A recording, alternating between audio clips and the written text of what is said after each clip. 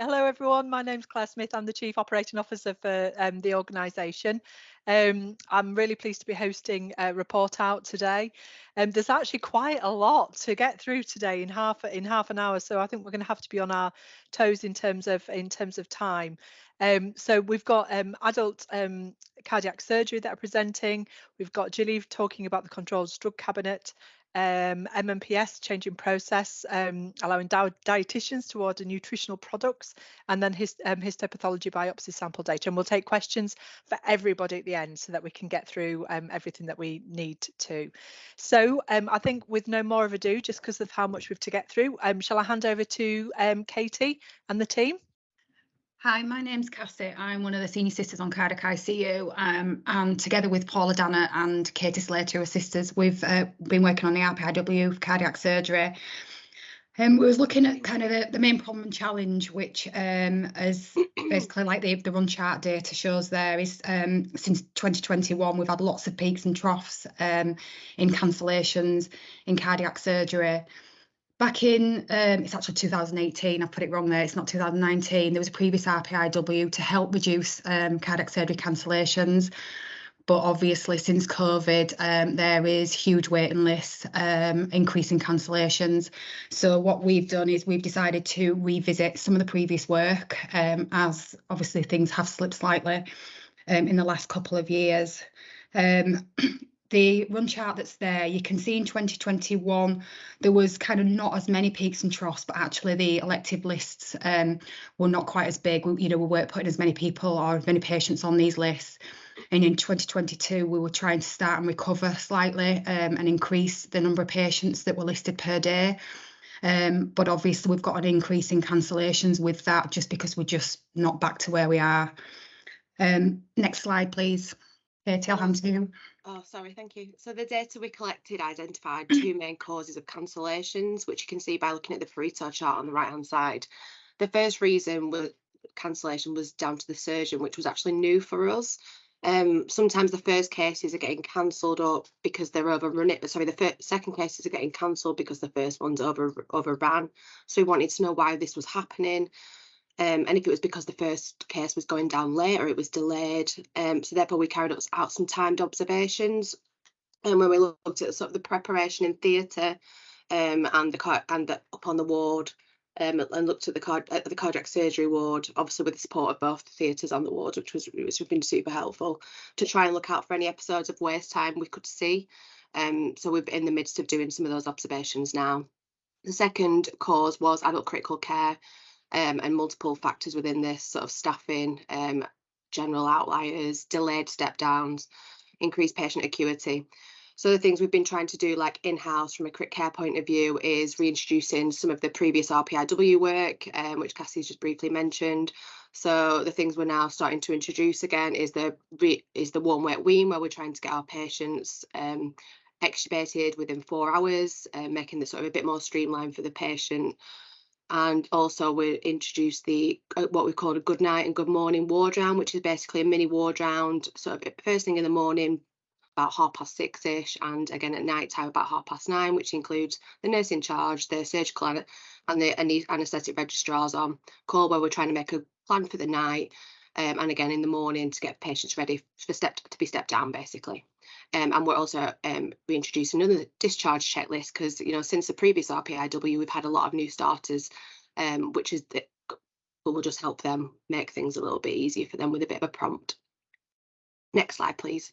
So obviously it ended up being slightly more work than what we first anticipated, just because we were kind of focusing on quick care. But like Katie said, we sort of found sort of surgeon time was another big factor. So like Kate said, we've started doing some timings down in theatre, and we've timed to the patient from when they're ready on ward 16, the cardiac surgery ward, to when they actually get in the anaesthetic room. And we've got a lead time of 57 minutes, and the wait time is around 46 minutes. So there's actually only a processing time of 11 minutes there. And what we're finding is actually there's potential for the patients that they can be called sooner. And what we envisage is that will then impact on the Pareto chart later on with further data. We then sort of obviously looked at critical care, and like Katie said, we've reintroducing and revamped some of the previous RPIW work. And we appreciate that some other factors that may be more difficult to tackle, for instance, outliers. So you can see on the chart there, a couple of big causes for our cancellations were due to other outliers, so general and neuro outliers that were residing on our ward, on cardiac surgery wards. We've just reopened extra beds on general ICU, so hopefully with time we will see less outliers on cardiac, which will hopefully help. You'll also see the Stop the Line as well on the right chart, and that was brought in last year, and it was around sending for first cases and then second cases. And what me and Katie hope to do is by doing these timings and calling the patient sooner, what we want to do is bring the Stop the Line time earlier. So rather than waiting for 7:30, we feel that actually we can bring, where they're sending for the first case, we could bring that time forward to help bring that patient's pathway and journey a lot sooner to get those second cases done. And then we've also been looking at staffing, so looking at future staffing models. Currently at the minute we're doing some work with the staff to see if anybody would like to do more of a twilight shift, because we recognise that our patients don't necessarily fit in the early/late shifts, or like the normal staffing model, and maybe a twilight shift of a 2 while 10 will actually be more suited to our patients, or certainly the second cases that we get out. So there's some work that we want to do around that. And we're also got fast track patients, which that's a new thing that started about 9 months ago that we worked on, and it was identifying some patients that could go into theatre on a morning. They could be initially recovered on critical care for a number of hours, and then actually warded up onto the high observation bay on the cardiac surgery ward on the evening, which basically means that then we've got one less patient on the unit. So actually we're only needing one member of staff to look after that patient for that initial post-operative period. There's lots of work again that we can do around that. So yeah, they're kind of the outcome things that we're at. So next slide, please. And then what went well? So I think what went well was that in those initial stages, when we had a bit of a plan as to what we were going to look at, we actually identified the quick win as well with the surgeons and doing the timings in theatres. So that's I think that's definitely kind of a big thing for us. It's another a quick fix that we can do now, whilst obviously doing the other things that we're doing on critical care. Definitely the collaboration between the teams on the patient's pathway. What we found certainly with cardiac surgery is that everybody's really invested in these patients and this speciality. Everybody wants the best for these patients, and everybody's been willing to help myself and Katie and Paula with sort of streamlining the process, right from the ward right through to them sort of going to theatre, ICU, and then back to the ward again. So that's been really, really good. And then utilising the LIM tools. So the timed observation charts, the Pareto charts and things, they've sort of helped us kind of pick out and identify some of the things that necessarily weren't obvious to us before. So that's definitely been good. Next slide, please. Yeah, obviously we're still in the early stages of restarting some of this work, so it's difficult to say what we'd at the minute if there's anything we would do differently, but we would really like to come back and report out at a later stage, as we know this is going to be a large piece of work, and we're hoping to get some really good data and things from it. And yeah, we're going to look at it a little bit differently this time, you know, with extra LIM tools and things that we're doing the observations. So yeah, hopefully we'll have a bit more information for you next time. Brilliant. I really enjoyed that. I've written about 20 questions down, and I know that we're not going to get to them all, so I might have to contact you outside of here, but we'll come to questions at the end. But I really enjoyed that. There's so many crossovers with other specialties and different things as well, though, of your experiences as well. So brilliant. We'll move straight on to the next one, and then we'll come back round to questions. Thank you. Really like that. Over to you, Gilly. Hello, good afternoon, everybody. My name is Gilly Foster, and I'm the Pharmacy Procurement Business Manager for Leeds Teaching Hospitals Trust. And part of my role is to ensure the continuity of drugs being paid for externals, internals, and home care. So that's part of my role. So I work alongside the procurement team. So we have inventory, and we have the contracting team, and we have the regional team. The inventory team have to do a daily stock check of all the controlled drugs within those cabinets, and the cabinets are locked. So we have to ensure that what goes out at the beginning of the day is same manually in the cabinet and on the live count. So the inventory team were really short-staffed, and I was asked to support this with my team. So using the Leeds improvement method that I've done, and I've done both foundation and intermediate, I tried to use some of those tools to take a daily task that was taking one person from about approximately 91 minutes, got it down to about 45. Can I have next slide, please? So what was the task? The task was to accurately count all of the drugs in the controlled drugs cabinet and cross-reference them with the live count within JAC. JAC is our software where we order drugs in it, we book them in, we dispense and we pay. So every single drug that goes on within Leeds Teaching Hospitals Trust is held within this software. So the three controlled drugs cabinets that we've got, every single drug has a live count as well as a manual count. So the old process was approximately one person doing it on paper and pen. Access to drug via JAC took about and log it down. This was open to error because there's about 20 to about 30 odd drugs. A lot of those drugs are the same. Some could have a different pack size. Some could say over-labelled, open to error. The first time I did it, I made a mistake because it's human error. That can take up to 25 minutes. Perform the manual counts. You've got to go down into the warehouse, access the actual controlled drugs cabinet itself, get, check what your live count is with the actual count in the cabinets, ascertain if that's correct. That could take up to 50 minutes because there's 3 massive cabinets that you've got to look at. And then if there's discrepancies on your own, that could take up to about 20 minutes because you've got to find out, well, where is that drug? Can we find a picking ticket? So the picking tickets are when the guys in the warehouse have got the order and then they take it around the warehouse, pick the drugs, tick it off to say that it's okay. So it should ensure that what is on that picking ticket is a correct count. So that was the actual process before I looked at it, and that took about 95 minutes. Can I have next slide, please? So what did I do? So I decided to use the tool PDSA, which stands for Plan, Do, Study and Act. So I contacted our IT department because all of the drugs are on within our JSA system and we can pull reports off. So I had a report created to show me what that live count was. And we had it so that we knew what the shelf was, we knew what the drug cabinet was, so we knew there was an accurate live count. So that took that process of taking about 25 minutes where it was open to errors down to about a minute.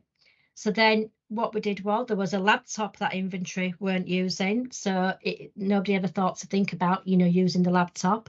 So we exported the file, put it on the laptop, and was able to keep that in a folder where we could do an audit check every day, week, month, year. So we could go back if there was continuous discrepancies.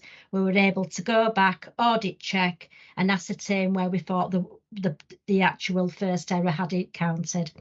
And then when we were doing it, we weren't used to doing checks like this. So it's a bit overpowering to know that you've got that responsibility by yourself of ensuring that that count is accurate. So we decided to enlist the help of a buddy. So we would do it in twos. So there'd be one person, on the laptop, and then you'd have one person, doing the count, shouting that figure back to the person on the laptop. If they were a bit worried about it, can you just go double check it? The person then would swap roles and go check the count. So you were continually, double checking it. So can I have next slide, please? So this were just how I planned it out. What did I plan? What did I do? What did I study? And what did I act? Can I have the next slide, please? So this report, it's very, very busy, but I just wanted to show this. This is the report that we had done.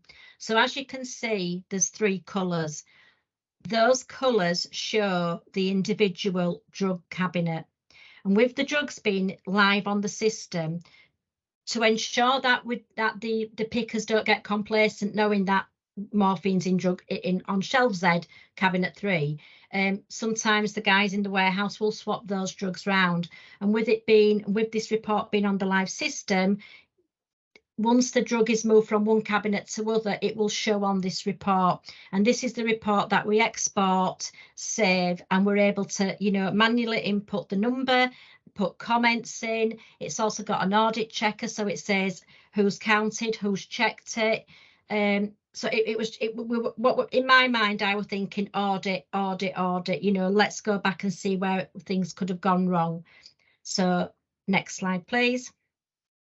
So then, this is what happened with the new process. So the process now was being performed by 2 staff members. We're exporting a live, accurate report, which decreased human errors by 50%, because we know that when we export it from the live system within our JSC software, we know it's a true figure. And then the ability to accurately audit and carry over discrepancies to the next day. So how long does it take us now? So to access the file and export it to the agreed save folder, it takes a minute. The two people doing the manual counts together takes about 25. And then it takes about 15 minutes to find discrepancies, because you're working together as a team. So basically that got the process down to 41 minutes. So we've taken off 54 minutes from the actual progress, which if you're doing 95 minutes every day, that's a big part of somebody's working day. And it was very time consuming. So could I have the next slide, please? So what was the outcome? So the outcome is then I used another model from the Leeds improvement method. I used the RAID model. So it was review. So we reviewed it so that I understood what the service development was in question. I understood what the task was. The agreement was we ensured that all staff that would be doing this task understood it, knew why they were being asked to do it, understood going from paper to electronic. Sometimes it can be a bit scary for people. The implementation, repeatedly tested the effects of the changes, could we tweak it? And then the last was the demonstration, where we evaluated what had been achieved. And to this day, we continue to monitor the checks, and because we have this process in place now, it allows us the ability to tweak it and change it slightly. So that's what I did, and it just took it down. We took 54 minutes off, and we've got a process now that can take about 41 minutes, and that's what I did. Thank you. Thanks very much for that. I think the going through those PDSA processes are really underestimated in terms of doing that, as you said, the approach and the rigor in which you approach that. Again, I've got about 20 questions written down here, so we'll come back to you at the end. Let's move straight on to the next presentation then, please. Thank you so much. Hi, so my name is Wayne. I am the continuous improvement lead within pharmacy, and this process change relates to the ability for dietitians to be able to order nutritional products on the eMeds system, which previously wasn't. We'll discuss how we've made it so a possibility. So the initial problem was raised during a meeting between MMPS colleagues and senior dietitians in relation to a further project we've got in MMPS ongoing. But the dietitians raised an issue that they had seen a delay in the time a nutritional product was prescribed to the point a nurse or ward support pharmacy worker would create an order on an eMeds system. And you can see on the value stream map, we've mapped out the process, we completed some time observations, and on average, anywhere between 4 hours and 26 hours was the time it took for a product, then a nutritional product, to be ordered once a dietitian had put it onto the eMeds system. It worked out on average to about 16 hours and 20 minutes. There's reasons for this. If a product isn't prescribed for the day, it's not going to be ordered until the day, until it populates onto eMeds as it's needed. If it's ordered for the day, but the nurse isn't on a medicines round, it isn't coming up to a medicines round, there's going to be a further delay until that medicine's ordered or that nutritional product's ordered. So we kind of identified the issue. We obviously, within that process, looked and found a massive wait, which we thought we needed to target. So next slide, please. So how did we do it? We did a comprehensive system review. So we've got multiple programs and systems within pharmacy, and Julie's touched on JAC, but obviously eMeds itself captures a lot of data. So we were able to visually see when dietitians ordered a nutritional product, but also capture the data on JAC and eMeds. So we had a complete timeline of when a nutritional product was ordered, the wait states, all the way through to it being delivered onto the clinical area that's requested it. To be able to facilitate the change, it wasn't a simple yes, we'll do it. We have to go and set through certain governance groups. So we have a medicine safety group who had to agree for change. It's a changing process, so dietitians wouldn't normally be able to order nutritional products on the same line that they're prescribing from. And we also had to see whether eMeds have the functionality to be able to allow dietitians this process change. Next slide, please. Within eMeds, the actual change to allow dietitians to be able to order these products was simple. It got passed through medicine safety group, and therefore we made the change and we communicated it back to the dietitians during the meetings we have, and we reduced the wait state from 16 hours 20 minutes to just over 5 minutes, 5 minutes 14 seconds, which is a massive saving. That's crazy, Wayne. That's great. It's a big saving. It was a really simple thing to do as well. Yeah. It wasn't complicated. We didn't use a massive amount of tools to identify whether the success was achieved. We used time as our sort of benchmark. So from 16 hours to 5 minutes, which is massive. Yeah, incredible. And we noticed during this process, one of my worries was whether the wait state would shift somewhere else. So if we're ordering more nutritional products, would that wait state then stop in dispensary and have 5-6 hours waiting in dispensary before it's processed in pharmacy? We didn't see that, so that wait state is gone and it hasn't progressed further down the line, which is excellent and what we wanted to see.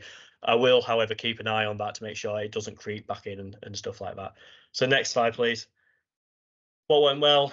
So the change was quickly embedded by the dietitians. So Julie Leaper and Julie Ashton were very much involved in getting the process change agreed and driving it forward. But your dietitians in your clinical areas on the floor, they've been using it at St James's without any issue. They've been emailing me when they've made orders so I can follow it up, get the time calculations, all that sort of stuff. So there's been really good input and engagement by the dietitian group. And then the speed of the change, it was only mentioned December, and I think we had it running before end of February or mid-February. So really quick to get it through the groups and embedded into practice. Next slide, please. What would I do differently?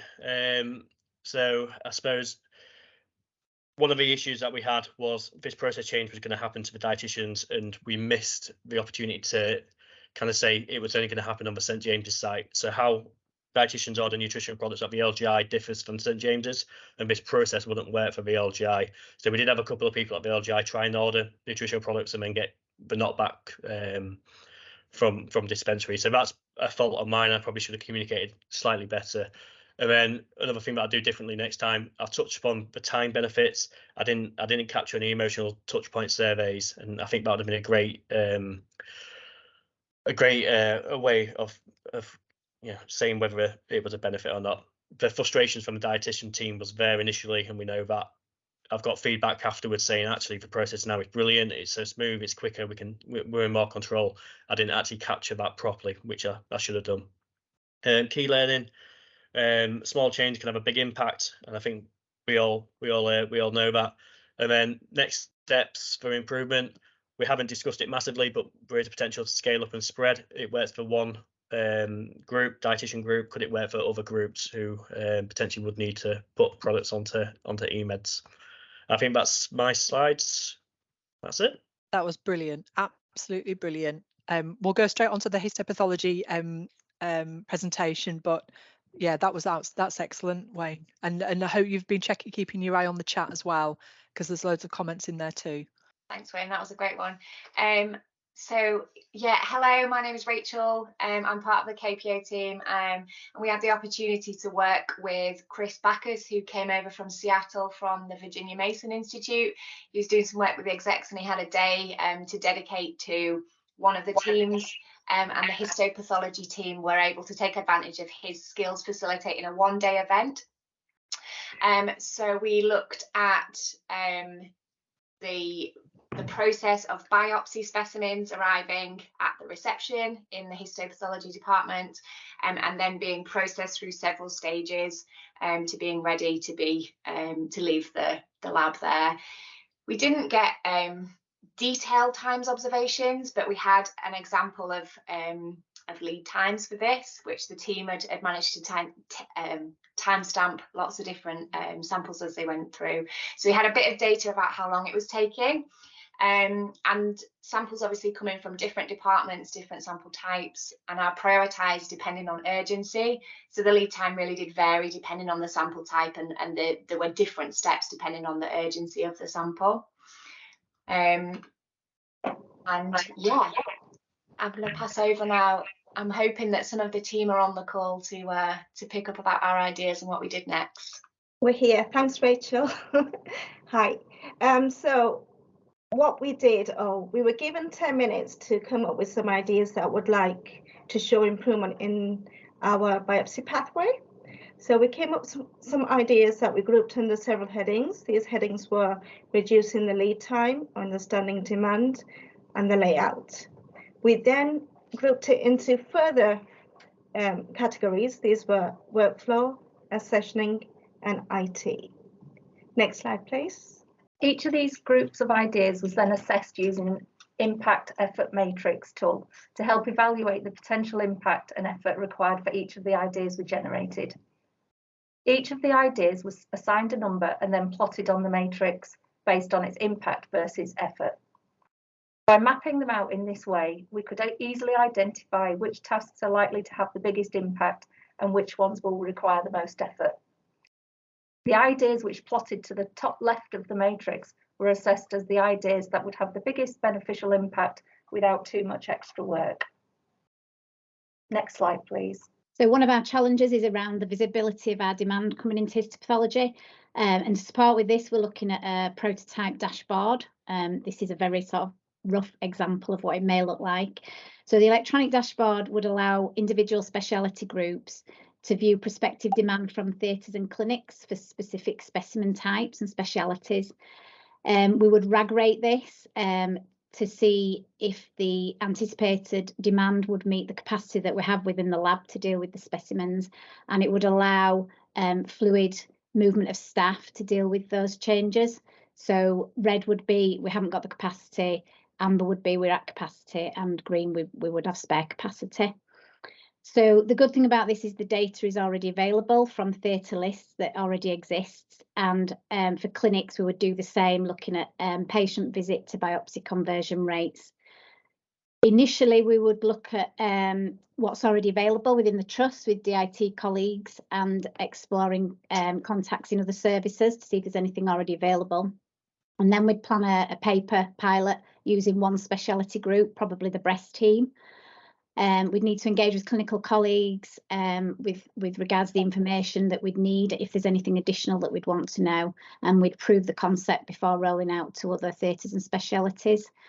The next phase would be onto the biopsies, looking initially at internal clinics, endoscopy, dermatology within the trust, and then finally we'd want to consider if we can roll this out to external sources such as GPs and AQPs. Next slide, please. Okay, from our effort impact analysis, we developed 5 PDSAs focused on key areas where lead time is considerably impacted.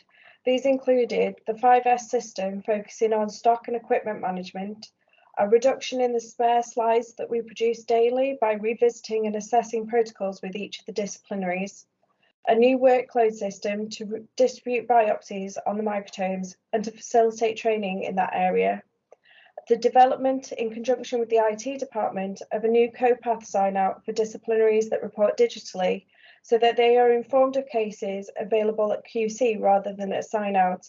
And lastly, to streamline our accessioning procedures with the eventual goal of having all requests made via ICE, making the process uniform for each department. So following the PDSAs that were produced, we've now created a PDSA tracker that will allow us to monitor any progress that we make with the changes. So each of the ideas that have been submitted, they'll be assigned a lead who's responsible, and this person will then lead a team to design any of the changes that are made, assess any barriers that they come across, and action any of the plans. And it'll just mean that we're able to monitor the progress of the changes that we're making, so that we keep on time with deadlines and things. And that's it. I think that slide should have been earlier, but that was our value stream map of the process. And just to say, we got some super ideas out of the day, so really proud of the whole team and what we managed to achieve in a fairly short space of time. I love how you ended with "that's it," as though that, you know, because that's a huge amount of work. It was brilliant, absolutely brilliant. We've run over, but they were really, all 4 presentations were absolutely superb. I'm going to take a couple of questions just in case anybody has anything burning. I'm probably going to have to follow up in via email with people actually. But Rob, I saw your hand pop up and then disappear. Were you looking for the thumbs up sign instead? I was, but I'm also I'm just really pleased to see the cardiac work be revisited, because we, again, I suppose your comment that we've got more new staff who've not been as embedded in the work that's happened, and then it's fallen away during COVID. I think that's so replicable across so many areas in the trust, and I do think there's a load of value in us going back to the areas where we've had successful examples of the use of the Leeds improvement method and going, actually, is it still there and is it still sustainable? Because when you know it works, it's really hard to then engage people to come and think about making it better again when we know we've done the things that make it work. Yeah, and I'm just on that. I'm really keen, Cassie, to just pick your brains a bit more outside of here. So I'll drop you an email if I may. But I'm really interested in around the waste that you identified in terms of that sort of like 56 minutes, which might not seem a lot, but actually is when it's on a, you know, when we've got limited resource. The biopsy, the stuff around the pharmacy work, and particularly, Gilly, I'm going to drop you an email because I'm really wanting to understand a bit more around the impact on safety around some of the work that you've done as well, because I think it must have a direct correlation in terms of some of that. And Wayne, that was just outstanding what you presented there in terms of that reduction in weight for our patients. Absolutely brilliant. And I think we really need to show those examples across the organisation because it matters. It matters to our teams. It matters to our patients. And then that biopsy piece at the end, when you've had an operation and you're waiting for a result of something to understand what your next steps are, or actually understand the pathology of what you've had, it matters. It matters. So it's not just about reducing waste within our organisation, but for the patients, it's just so important. So I'm really pleased to see that. I'm really pleased to see that, and I'd love to hear more out of all of those. So Wayne, I'd like to hear if that sustains. Gilly, same for you as well. I'm really looking forward to Cassie and Katie coming back with some additional work on that as well, because you've really started moving forward with that. And obviously pathology, I can see Mike on the screen in front of me. We'll definitely have you back on that, because I just think that's absolutely excellent. Anthony, do you want to come in, or Tony? Yeah, sorry. Just very briefly to say that all 4 presentations were just brilliant examples of bottom-up improvement, you know, and that's, to me, this has been one of the best report outs that I've attended in the last 4 years, because what it's demonstrating to me is that we've actually reached a tipping point, I think, within the organisation. I absolutely agree with you. I absolutely agree. And it's because the people who do the work are the ones who know how to change the work. And that is the key point of this. That's why people like Cassie and Katie and, you know, Gillian, Wayne doing the work is so important. Brilliant. All right. Thank you so much. I really enjoyed that. It's a really nice way to have a Fridays with things like that. So thank you so much, everybody. And I will drop it might not be today, but I will be dropping a couple of emails around. So thanks very much, everyone. Take care. Bye. Bye-bye.